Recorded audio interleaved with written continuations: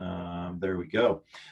So this morning we're going to jump in. We've got both Rich Hodges and Jeff Lowrance, as well as Tommy Gantz from AWB with us today. We're excited to bring this to the Eastern Washington area.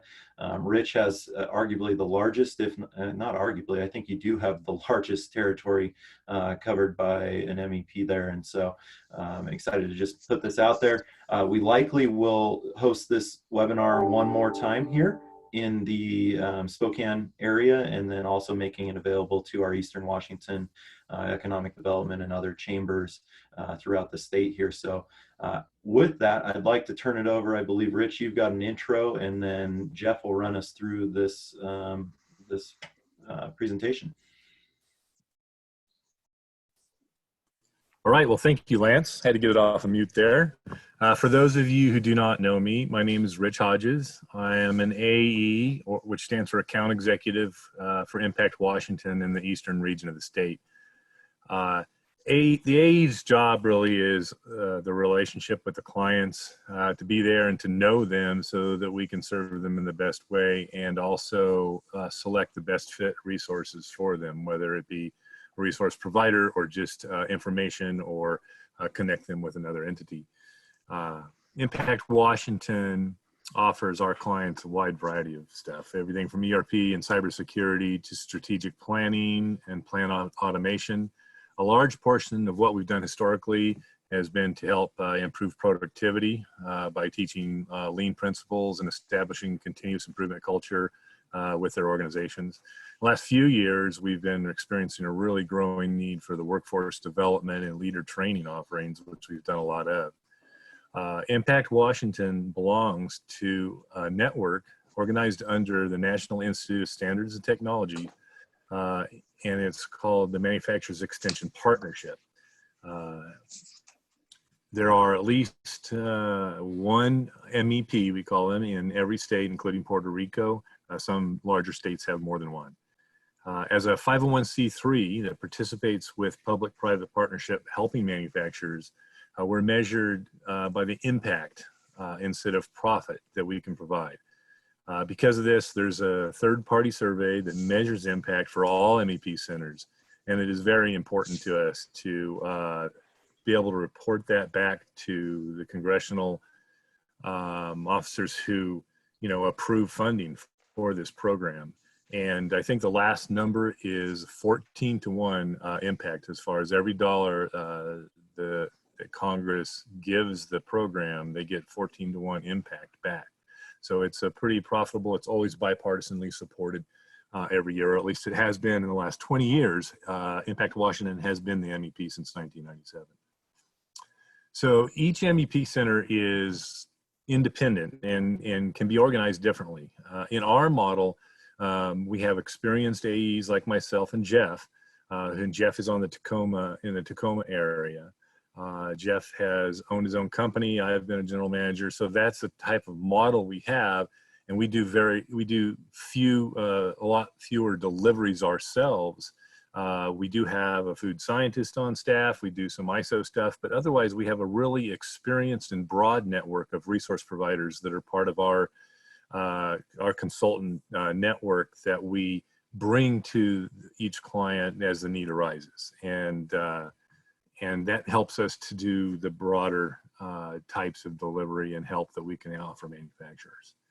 So with that said, I would like to turn it over to my fellow AE from the Tacoma area, Jeff Lowrance.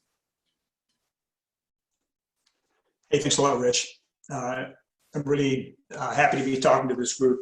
We've been, as Lance and Rich mentioned, we've been putting this webinar on all over the state, largely in collaboration with local EDCs or local chambers of commerce to support the manufacturers in this time of uncertainty related to COVID-19. We have developed a pretty comprehensive assessment, a no-cost assessment on recovery preparedness for continuing to return to operations. We have a broad network of resource partners around the state who have many different expertise backgrounds in various disciplines, and we've been able to gather them together and put together a very comprehensive program to do assessments with our clients to help them safely get back to work. So what we'll be talking about today is be talking about that assessment and going over that a little bit, what that includes and what that will entail if you decide that, that this would be useful for your organization. This is, we as Rich mentioned, we specialize in small and medium-sized manufacturers, and a small and medium-sized manufacturer as defined by NIST and the MEP network and the U.S. Department of Commerce is an enterprise that has is a sole proprietorship up to about 500 employees. So that encompasses a lot of different manufacturers. And we really, our sweet spot is on the lower part of those, up to maybe 200 or 250. Once companies get larger than that, they typically have more resources and are perhaps part of a larger organization. However, we'll work with all organizations who are in manufacturing or processing or anything which adds value. One of the questions which is asked about, do I qualify? Am I a manufacturer? Well, any operation which adds value or which is a process in our eyes as a manufacturer, and all that's needed is a NAICS code,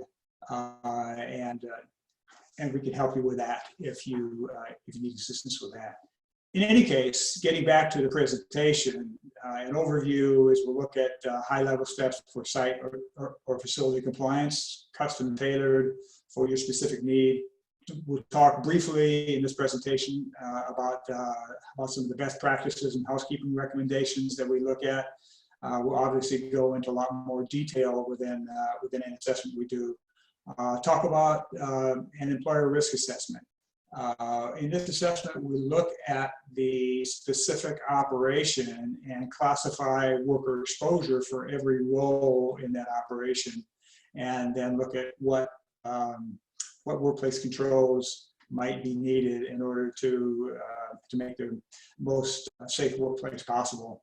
And we assist with putting together an exposure risk based metrics. And then we'll let it up with a Q&A, so we'll be able to answer any of the questions at the end of the presentation.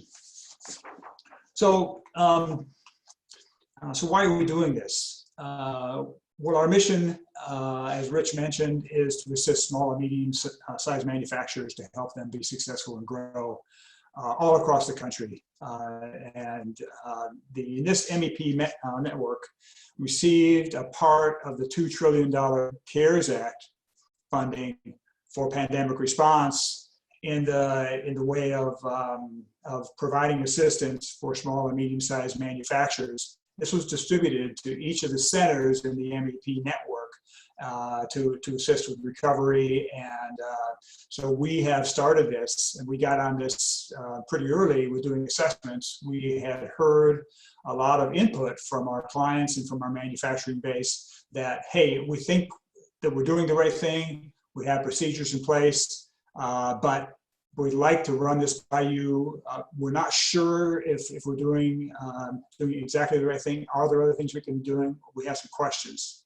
So we're here to assist the manufacturers and business in the time of need. Obviously, it's very important to protect the workforce, but as important is that we're sensitive to the needs and the challenges of managers and owners. This is a very stressful and a challenging time for management and for owners of businesses as well. And so we're there to support you during this time. So we're able to offer tools to manufacturers, and we'll provide counsel and advice using systematic procedures based on the best information available. So we look at steps for site compliance. Number one is reviewing the existing procedures in operation, commenting on those procedures, and making recommendations for facility best practices and housekeeping.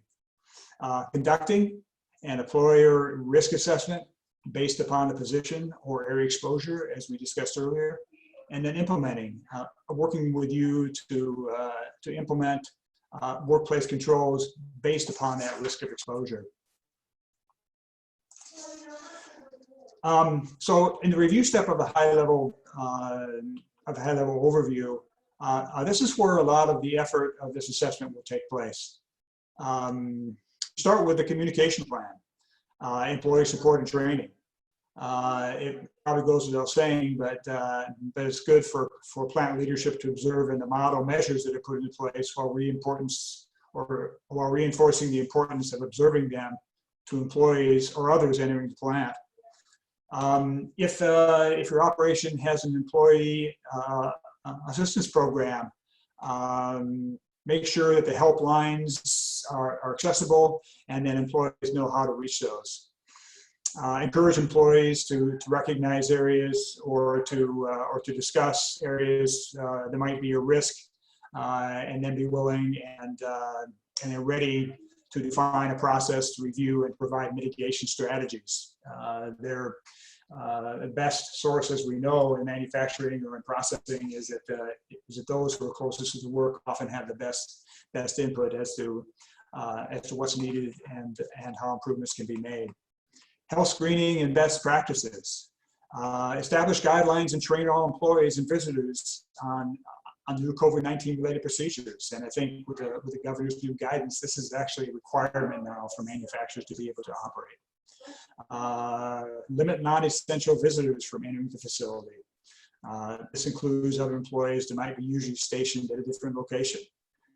We've heard a lot about social distancing, and this can be done either with procedure or with engineering controls that we'll discuss a little bit later.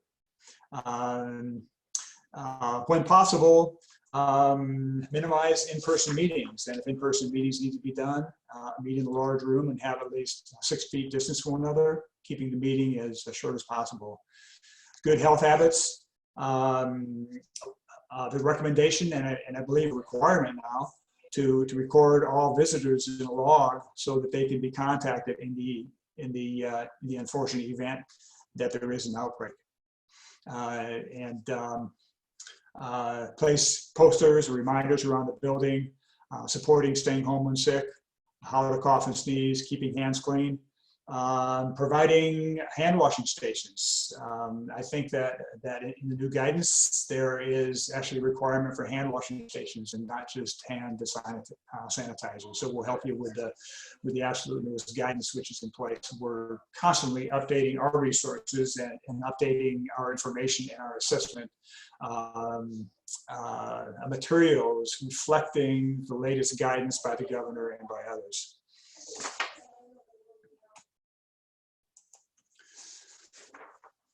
In terms of other specific facility measures and controls, we talk about best practices tailored to individual sites for entrance hallways for common spaces in the production floor.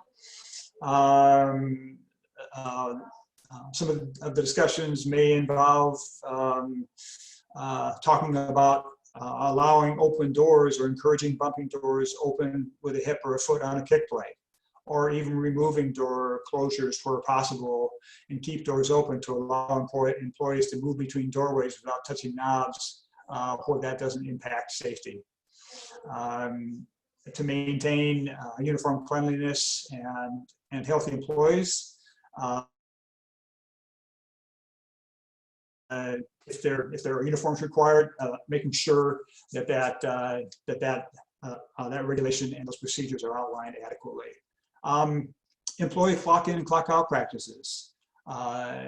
As with many instances now in the world, making sure that there is 6 foot block spacing if a time clock's used.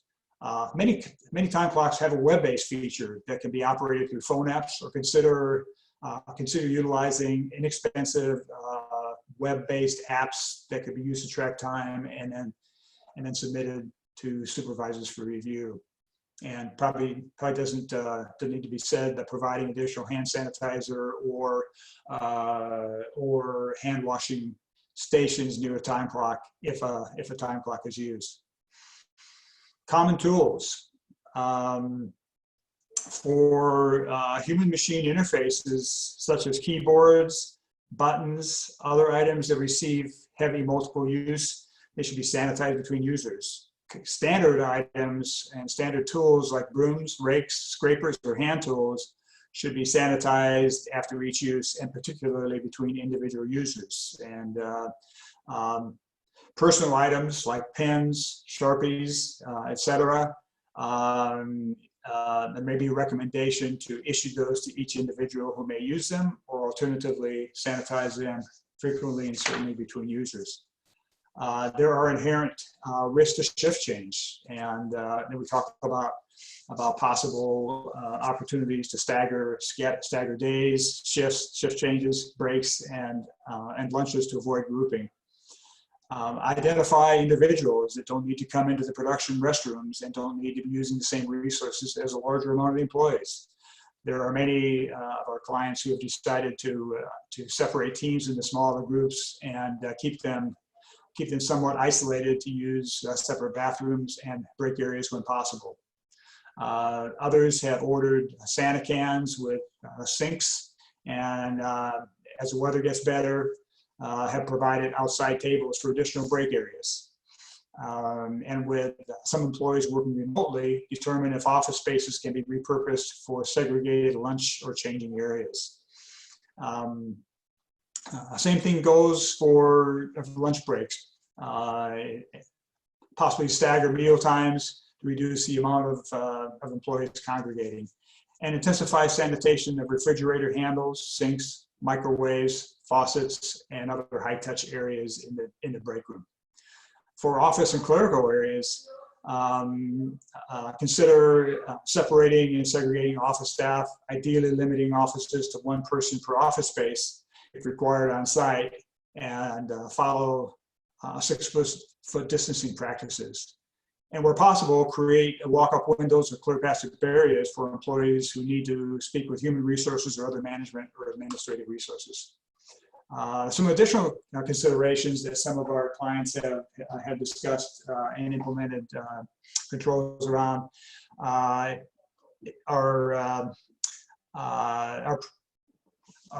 to provide separate restroom facilities, maybe portable Santa cans and hand washing for truck drivers, shipping and receiving teams, maintenance teams, etc.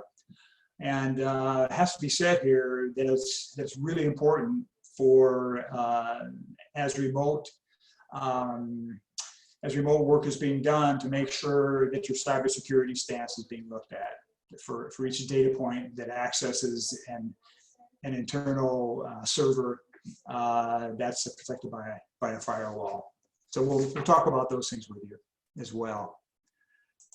So in order to help employers determine appropriate precautions, OSHA has divided job tasks into 4 exposure levels: very high, high, medium, and lower. And for most manufacturing operations, workers will likely fall in medium or lower exposure risk categories. The high and very high are likely related mainly to healthcare and first responder categories. So we're going to be talking primarily in manufacturing operations and processing operations, medium and exposure risk situations. OSHA also looks at 3 code requirements for workplace safety.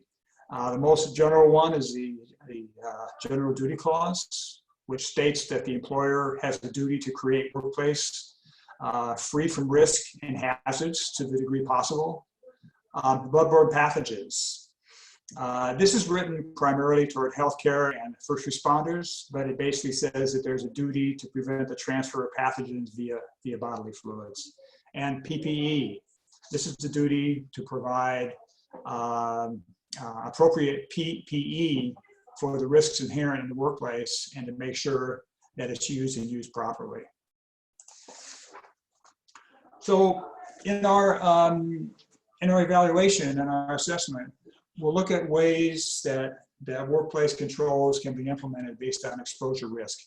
We talked a little bit earlier about engineering controls. And these are basically physical controls that can be done to control the risk exposure. And those may include evaluating ventilation, increasing the MERV rating, or installing UV or other higher efficiency filters. And there have been several operations that have increased ventilation rates to increase turnover of air within an operation. Evaluate separation surfaces to prevent cross-contamination of breathing area, and consider implementation of barriers to ensure 6-foot minimum separation. The administrative controls, part of exposure risk, that's what we've been talking about, really with the SOPs and with procedures and the process which is in place in an operation. And that's where we'll spend a lot of our time. And also reviewing PPE to make sure, again, that the PPE provided is appropriate to the risk inherent in each operation. So this is an example of a worker risk exposure matrix that we would, in an assessment that we would help our clients work through. In this instance, this is an example of a shear press operator. It gives an outline of the job duties, classifies the exposure risk, and this is working with the companies and talking through each of the positions in the workplace, including on the floor, but also in the office. In this particular instance, the exposure risk was deemed to be lower. Engineering changes required. For this operator, there's adequate spacing to determine that there was no engineering changes needed, no barriers needed to be installed or whatever. Administrative, everybody needs to be trained on the procedures. So training and social distancing, good health hazards, or good health habits, spacing in lunchrooms, halls, and entryways, all the things that we discussed and that would have been outlined in the procedures previously.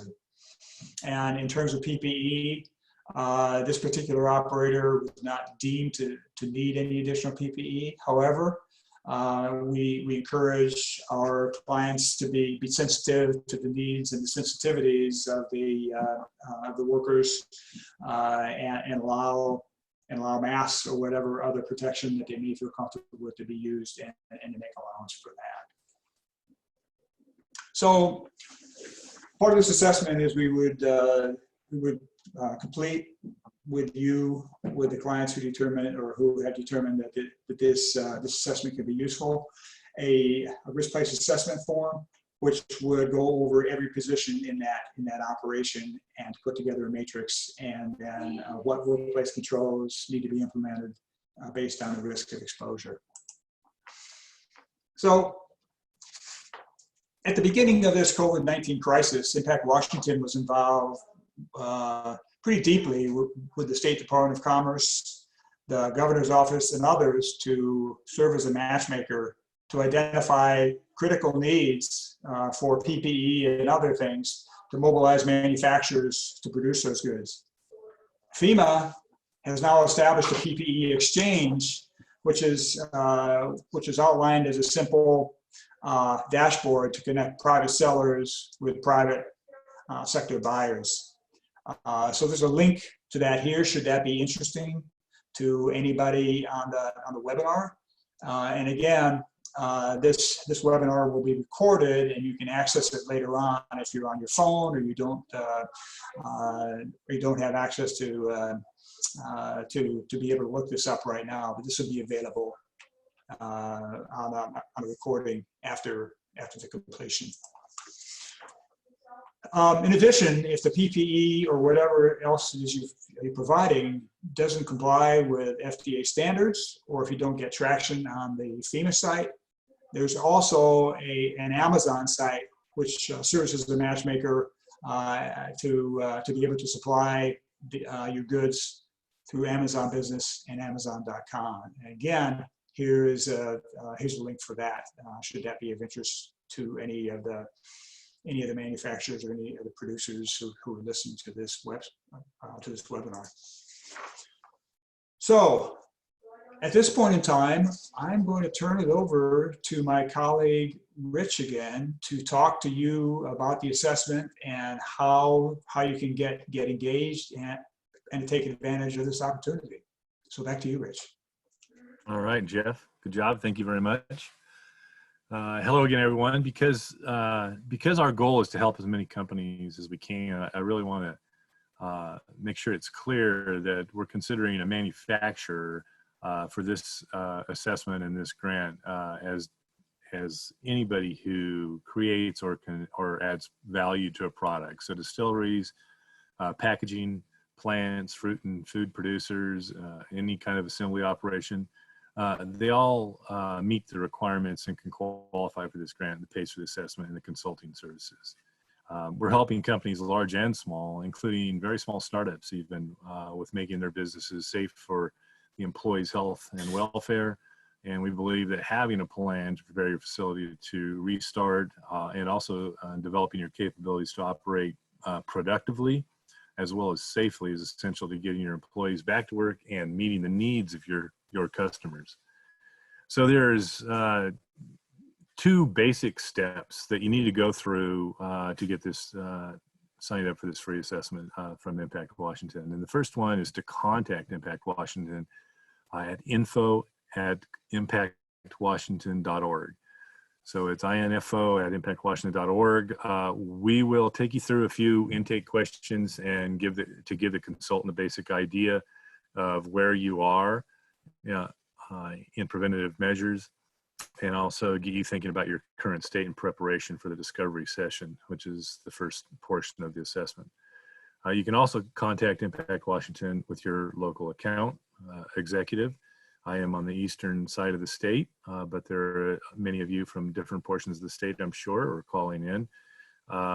So for those calling in, I will give you my email. It's rhodges, R as in Richard, H as in hotel, O as in Oscar, D as in Delta, G as in golf, E as in echo, S as in Sierra @impactwashington.org. So again, that's rhodges@impactwashington.org. And if you are in another state, if you can email info@impactwashington.org, and please add something in the title letting us know what state you're in, we can connect you with your local MEP center. The second step is that Impact Washington will contact you to set up a time to talk, and we'll go over those intake questions to identify some of your specific needs and match you with a resource provider or consultant.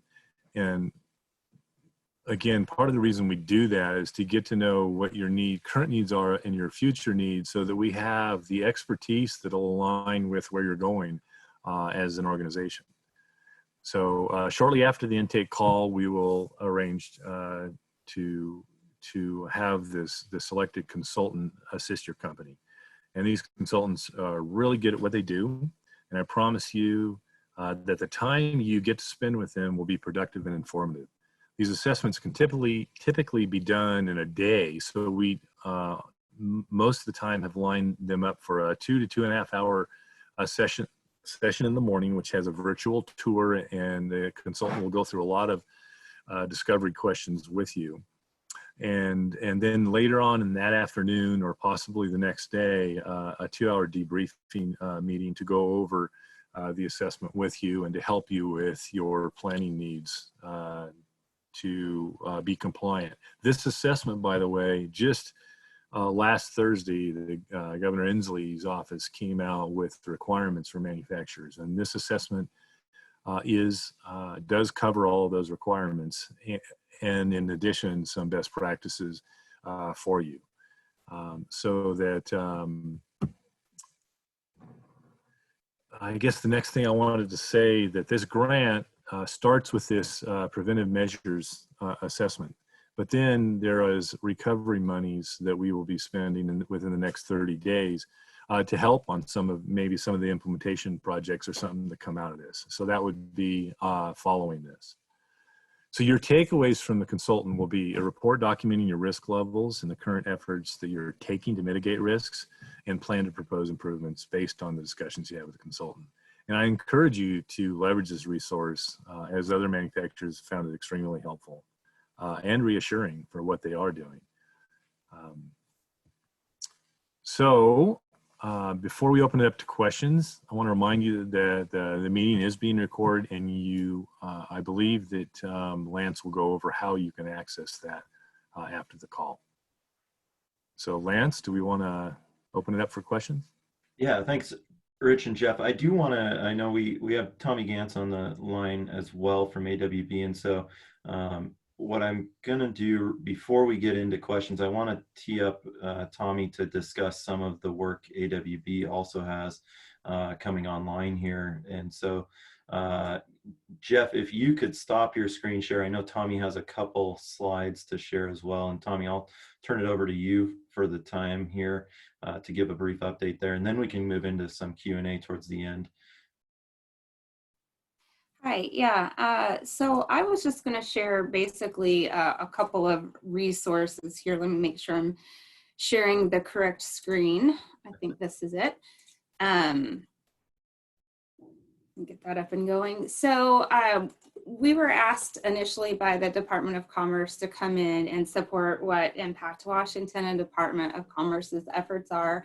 And going through, we realized that we were still getting a lot of questions from manufacturers who were looking for additional resources because there's so much out there. There's so many people that have pivoted to making PPE. We wanted to give them all the available resources. And Impact Washington has done a great job in terms of being, you know, an efficiency organization and a practitioner organization and helping share those resources and getting businesses set up. But there's yet more resources out there. We have a manufacturing resource page that talks about, let me pull that up, that just talks about some of those resources that were covered by Impact Washington. As I went through the process and I learned about more resources, I ensured that they got put up there. So can everyone see the, Lance, can you see the AWB manufacturing resource page screen? Is that what I'm showing? We're still on your PowerPoint, Tommy. Let's see here. There we go. That look right? Yes. Okay. So we basically just have, I think right now everybody is in the age of almost getting too much information out there. So we try to do a curated list of all of these resources. I'm also taking a lot of calls and one-on-one talking through these resources with everyone because there's a lot out there. The first thing that we do is we have the, we recommend that manufacturers go and sign up with the Department of Commerce. Here's a link to their commerce page. We also have the NAM manufacturers marketplace page. We have some great tools on that right now. There's a little video on our page that has Alan Davis from I5 Services who talks about the manufacturers marketplace and what its capabilities are. It's a really, really great tool. It's normally $2,500 a year. And right now, they've waived that $2,500 a year subscription and you can get it for free for life. I have a code that we can share and it's free through June 30th if you sign up. There's over 160,000 manufacturers nationwide. And one of the capabilities is help strengthen your supply chain. So let's say you are a distiller and you wanna make hand sanitizer and all you have are access to the glass bottles and now you need hand sanitizer pumps. This would give you access to other manufacturers who can maybe provide some of those components for distribution or manufacturing that you need. And it's all US-based manufacturers. So that's a really great tool and I can provide some more information on that. We also showed the PPE Exchange Dashboard, Impact Washington showed that. I wanted to go into that just a little bit more. This is what it looks like. It is a good tool, but it can be a little confusing. Basically, a manufacturer who wants to post on here will have to do it once a week because everything gets wiped at the end of the week. So literally one side says, I need PPE. And it's just people saying, hey, I'm looking for 3M 8122 masks, ready to buy 500,000 first order. And you just, it's a very rough tool. There's not a lot in the way of search capabilities. And then of course on the right hand side it says, hey, I'm selling PPE. It's a great dashboard for people who are just trying to get their product out there, but it can be a little confusing. So I just wanted to kind of show what that actually looked like. These are resources I've been sharing. Another resource that has come up there that's listed here is SAP has released software for their customers and prospects to use for free during COVID-19. And here is their site. And it shows you here what the tools they have to support your business during the COVID-19 timeframe is. Anyone that's familiar with SAP knows it can be kind of a cumbersome tool, but it is also very beneficial. Then we have Project N95. Now this is a group I haven't had a lot of contact with, but I've seen some of our local manufacturers on here. I think I saw Port Plastics on here. It's kind of like the FEMA dashboard. You can say buy PPE or sell PPE.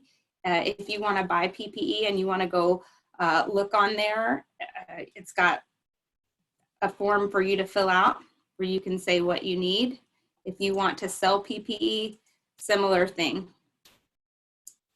You fill out their supplier intake form, asks you some pretty generic questions, and you just submit, and then you're on there. You're also tied in with FEMA. So this is partnered with FEMA and the United States of Care. It tells you the type of equipment that they're looking for. It's got some informational videos. If you want to go look at the suppliers, you can do that. Like I said, if you click products, it shows some of the suppliers on here. It does have some pricing. And so there's that. That's, I believe, a global exchange.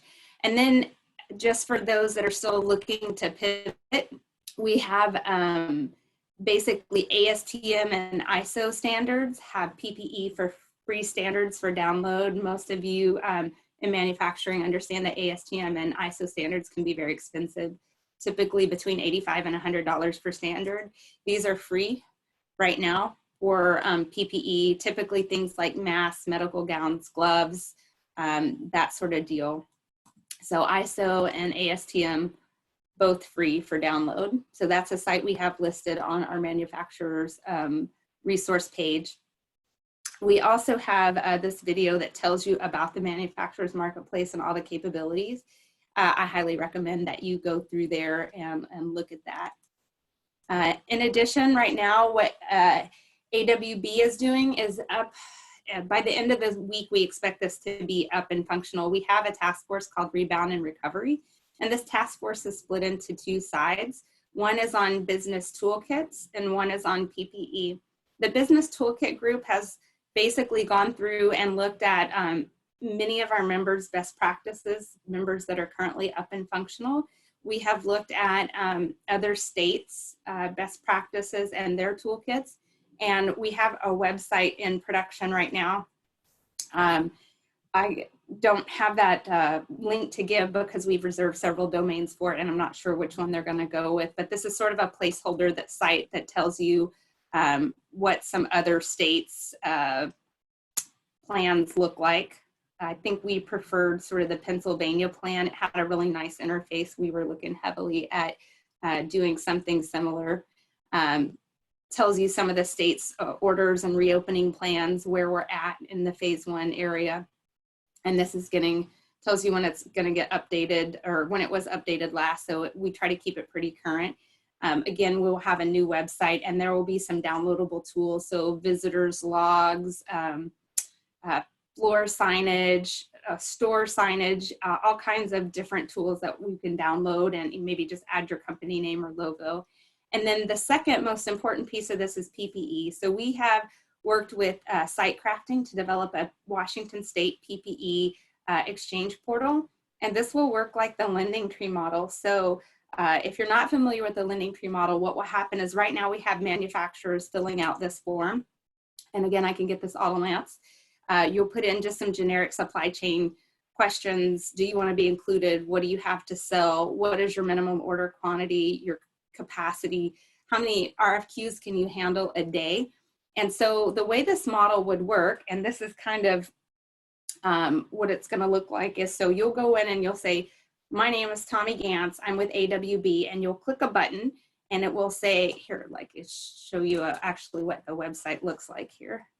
Get my PowerPoint up. So this is what it is going to look like. Just move this around. So basically you put in your name, your business name, your email, and you'll click a button that tells you tells us what type of PPE that you want. And then we'll ask you how many that you want. And then you'll hit the submit button, and what will pop up is a list of all the manufacturers that can meet your need with your quantities and your product type. And next to the supplier, it'll say request for quote, and you just click a button and it will automatically send a quote out to that supplier. We're also working on some additional changes to this. Right now, we do have zip code included at the request of GSI and Spokane Valley Chamber, so that you can look who's closest to you first. So if you're in Spokane and the first person you want to buy from is a Spokane business that's near you that can provide that PPE, those will be one of the first submissions to pop up for you to select from. Ultimately, we would also like to evolve into services and some additional product lines as we get more people in our database. So as we evolve, this will become a wider tool for utilization. But we do expect all of this to be up and functional by end of week, and I'll make sure that Lance has access to all these tools for you. So with that, I'm happy to take any questions. I kind of jumped through it really quickly. I'm happy to have any one-on-one calls. I can make sure that Lance gets my email address out to anyone as well. Thanks, Tommy. And I mean, it's really exciting for us to see all these tools coming online, I know, and we appreciate AWB's response with us as we work through that, even that question about how do we keep purchasing as local as possible for both speed of delivery as well as keeping dollars. A lot of this will be CARES dollars put into play through the private sector as well. How do we keep those dollars being spent locally? A great example here in Spokane County is we have Insight Labs who have testing capacity of up to 1,500 tests that they could run daily, and we're actually up against the wall because we don't have the tests. And so they've been able to source those. It's going to be a national sourcing, so unfortunately that's going to take until the first week of June before those supplies are going to be here. But kind of a double-edged sword here. We're looking to not only bring the manufacturing sector online as quickly as possible, but also simultaneously still see manufacturing pivot to be able to supply our own businesses locally. This AWB portal obviously will be a really great tool to connect local businesses with local production so that we can keep those supplies moving and keep us healthy and open at the same time. So really excited to see that come up. As somebody who works with websites regularly, I can understand the development challenge of bringing a whole new site online here in such a quick manner. So we appreciate your guys' diligent work there. We have about 15 minutes left, and so I want to be sure to open this up to questions. To help us facilitate questions, we'd like to ask that you type your question into the chat box.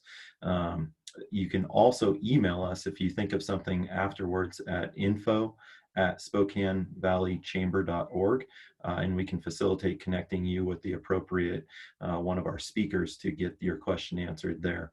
We will go through and provide a full recap of the Q&A that'll be posted along with the video recap of this on our website there for you to access. And then again, we do plan to run this presentation again with the changing nature of business and regulation and guidance. We suspect that we'll need to run it again here in the next couple of weeks, so we will have that available to share to this list as well there. So with that, while you formulate questions, we'll look through. We had a few come in before we started. Rich, we had one in regards to looking at how many of the local manufacturers have you guys already implemented the preventative assessment through the grant program that you had? Sure. Thanks, Lance. First, before I answer that, I'd like to say that we are very grateful in Impact Washington to have the opportunity and get this money to be able to help the manufacturing clients and companies in our state. And the one important thing that we often get asked is, is this information shared? I mean, we're coming into your business and we're getting very intimate with you, and you're trying to do the best you can, but we do not share this information with anybody. It's client privileged. We're willing to sign individual NDAs if you like, but it is part of our contract that we protect all your information. So that's the first thing. The question about how many we've done. So Jeff actually in the Tacoma area started this off. I was part of the committee to help support that. And so I'm just now opening this up in the eastern regions, but as an organization across the state, especially on the west side to begin with, we've done over 40 assessments. I had one yesterday. It's like a snowball going downhill. And the feedback that we get is that it's very helpful. It's reassuring. And with the great experience of the resource providers, that it's always things that they would never suspect that they come up, right? And it's been really helpful. So I encourage you to take advantage of it if you can. We had a question come in from Terry Judge with Hot Start. They're in the chat box regarding the cloth facial coverings must be worn by employees not working alone. And then you had mentioned in the presentation earlier that an employee may be able to choose to wear a mask.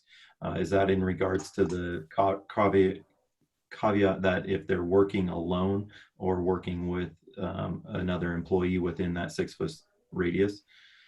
So that's a good question. I think it has to do with, first of all, when they say working alone is not well defined, right?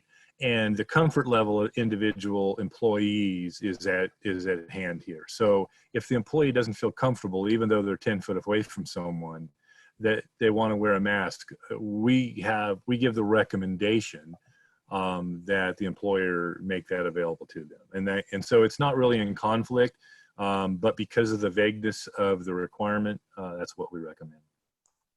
Yeah, let me add another thing here. This is Jeff speaking, and I think the value of having this team, which is constantly updating our assessments, is that the most recent guidance is being incorporated into it.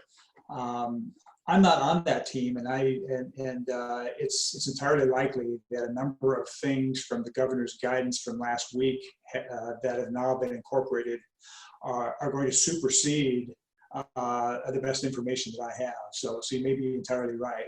I'm not entirely clear if there is a requirement now for everyone who is in a facility to wear a mask, but I think that that our team and the experts who will be doing the assessment are incorporating all the latest information into what they be conveying to the clients.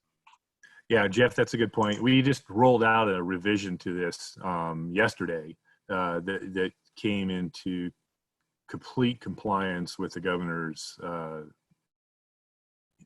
guidance and requirements released last Thursday. And so to answer that question, it does say working alone, and it does not define it. They say do the right thing when we ask them what the answer to that was. And so hence we come up with, it is doing the right thing is part of making your workforce comfortable. And so if they think that they want added protection, that's why we recommend that. But they're right. The written guidance is 6 feet, right? However, if there is other mitigating circumstances or people coming in and out, and part of the assessment, we do go over this, and there are things that come out of the assessment like, well, maybe you have a handoff area so that you don't have to get in the proximity and things like that. So it changes your process just slightly to mitigate those things. There's other ways to mitigate things besides PPE, and there's more ways to skin a cat than one, and the main thing is to be safe. Rich, can you talk about what the consultant meeting looks like, maybe? Sure. So we schedule a virtual tour, which we use Teams meeting. If you can download that on a personal device to walk through the thing. And there is a bunch of questions that the resource provider will ask. He or she will try to fill out as much of it as possible during the tour, but then you'll sit down for a period of time to complete those during that session. That session generally lasts around 2.5 hours. So I schedule 2.5 hours. Sometimes it goes, 2 hours or less. Sometimes it's it gets up to 3 if there's really a lot of conversation. That's up to the client, right?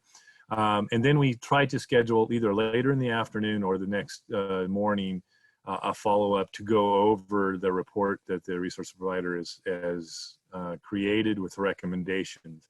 And that usually we schedule a 2-hour meeting there.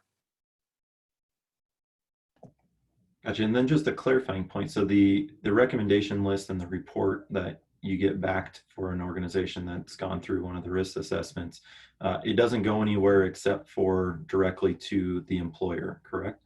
That is absolutely correct. It is the employers to use. It's to benefit them, and it's not provided to any other entity outside Impact Washington. Gotcha. And then cost structure on it, obviously grant programs are great. Are there any strings that are attached to the grant that covers the access to the program to be able to bring the consultant in? Yeah, so if for the assessments, we're being very lenient on what a manufacturer is. That is a requirement, but we're being very lenient. Once we get into the next phase of this, which is recovery projects, maybe you need implementation, maybe you need training to get this stuff to stick with your employees, to form habits, that type of thing, new processes or protocols. Then those type of things we will have an application so that we can decide whether it fits under the grant. So it's Impact Washington who has to make that decision, but we have an agreement and we have to report back. So one of the only strings there is for the client, it's perfectly free. There's no match associated or anything like that. But the one string that is attached is that they agree to perform an assessment later that comes from a third party. And that is, we do that with our clients all the time because it's a way to get feedback and grade us, but it also tells Congress that they're getting the bang for their buck, what the impact is. So with this grant, they want to know that the money was spent with what we've agreed to spend it on, and that is the follow-up for that. So that's the only string. Gotcha. Okay. It looks like the chat room is clear. So with that, what I can reiterate is that we will have this recording available for review. It will be posted online within the next 24 hours, along with a recap of the Q&A that was gone through here. And then any additional questions that come in, we can also put those up for consideration there. And so again, I want to thank the presenters. I know Tommy had to jump off onto another call already, but to Rich and Jeff, thank you for your time today. Look for this. We will again be running a second version of this a couple weeks down the road as we get additional guidance that's pending to be put out there. And so thank you to everybody who joined us on the call today. Thank you to our speakers for the time and energy on there. And then again, we look forward to following up with you with a future link for a future presentation, as well as a full recap of this call. So with that, we'll go ahead and adjourn and give you back 4 minutes of your day.